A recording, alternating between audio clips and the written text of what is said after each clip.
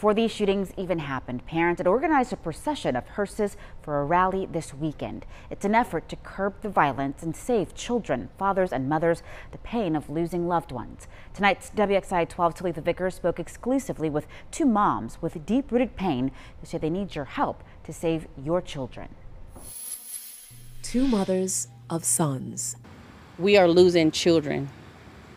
Our children are dying at the hands of somebody else. To lose a child is devastating, very devastating. It is an inconsolable grief. Crystal Thompson's son, Christopher Thompson, was murdered right in front of her home in 2014. The case remains unsolved. He was my baby. I miss him. It's not a day that goes by that I don't. 3 years later, Natasha Miles' son, Kamiko James, was shot on the campus of NCA&T State University. The trauma that my son suffered when he was shot, it disfigured him from neck down. When I looked in the casket and looked at my son, I did not know the man that was laying there. A part of me is good with that, because that's not how I wanted to remember my son. But what I want the community to know is that I had the opportunity to look at my son's feet. And that's how I identified my son, by his toes. So people don't understand that when they choose to pick up a gun, they're affecting families forever. I'll never be the same, and I know my family won't ever be the same. My son was a staple in my family. He was a true staple in my family. And now, yet again, more families are suffering, torn apart by recent gun violence. Over the last 5 years, I know there's been approximately over 100 black men, black and Hispanic men, and children.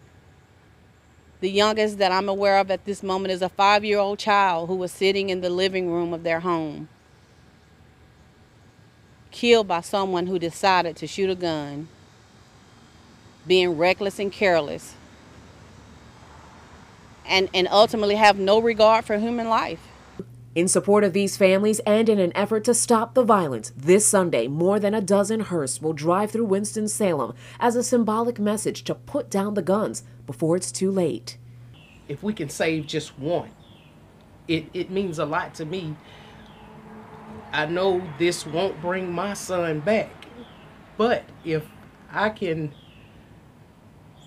speak on behalf of some of the other mothers that have gone through, and I pray to God that none of the others have to go through it, if this can be their reality, and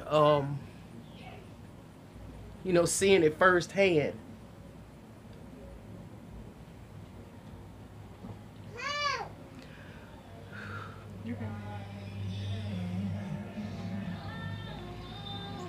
I know it won't stop it, but hopefully it will slow it down for us to take our communities back. Our local families